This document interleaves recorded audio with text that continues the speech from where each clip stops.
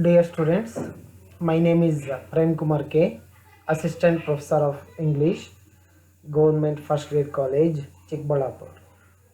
I am going to teach for the course BA and the subject is English for semester 4th. I am going to discuss about the chapter 3, that is speech on World Humanitarian Day.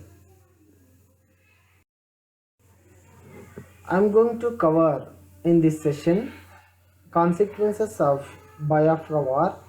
Arthur's father met Emmanuel. For 3 years, her parents were refugees, and nobody is just a refugee. I am going to discuss about these points. Let us see first what are the consequences of Biafra War. Because of Biafra War, the author's parents heard the sound of shelling, means bomb shelling, and also gunfires. They were much afraid of these bomb shelling and gunfires because they were very close to that, and because of the shortage of time, had very little time to pack anything before they ran. Because of Biafra War, they want to stay away from that. I mean, they want to run away from that. In order to run away, they want to pack everything, but because of the shortage of time, they did not pack anything before they ran. And they almost left their all belongings behind. Means they did not pack any needs and they did not take any needs before they vacated the place.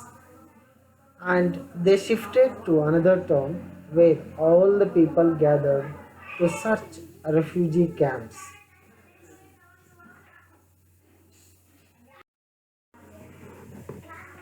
When they shifted to another town, Arthur's father met Emmanuel. When they came to another town, the town was already much crowded. They could not find any place to stay. Even the refugee camps were full at the time, and Arthur's father was much desperate and disgusted, irritated, and he was also worried about being out in the open. If they were in the open place, there was a possibility of air raids. So he was very much feared and afraid of that air attacks.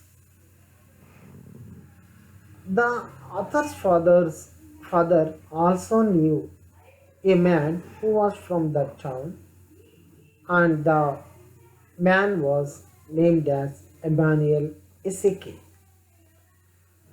So Emmanuel lived in a cramped house that was full of people and members of his extended family, people whose homes the war had also smashed. Here, Emmanuel was living in a cramped house that was full of the members because they were living in a joint family. Not only the joint families people were living there, Emmanuel also helped the other people who lost their homes, and he accommodated the homeless people in his home.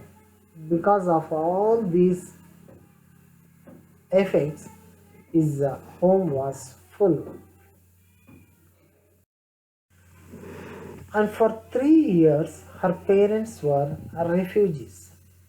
Means Arthur's father, when he left the village along with his family, they spent the time in another town for 3 years as refugees.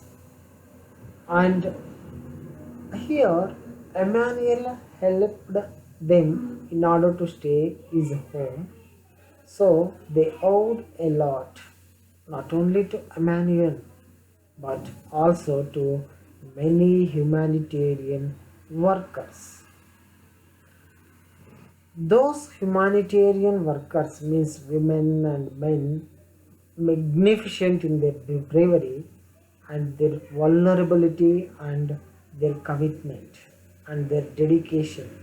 Means they helped a lot of people in giving the shelter and accommodation. Here, the author's parents were not only just refugees,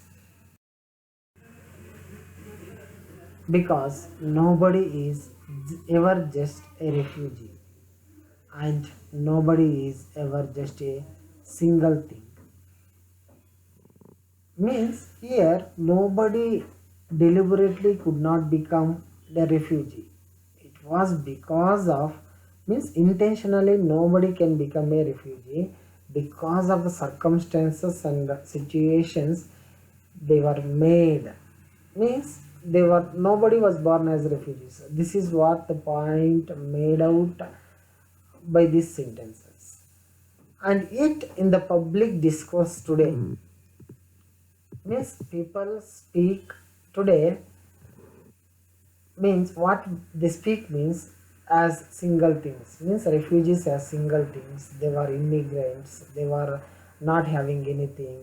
The people discourse like that, means the people converse like that. This was much disappointed to author. We also dehumanize people when we reduce them to a single thing. Means when we neglect about the refugees, automatically we only dehumanize them. If we want to humanize them means we have to help them. Instead of helping, if we neglect them, automatically it is nothing but a dehumanizing people.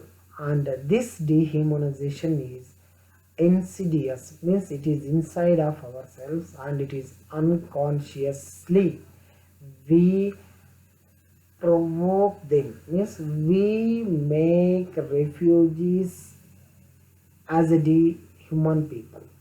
So that is why people must be very careful while speaking about refugees or beggars like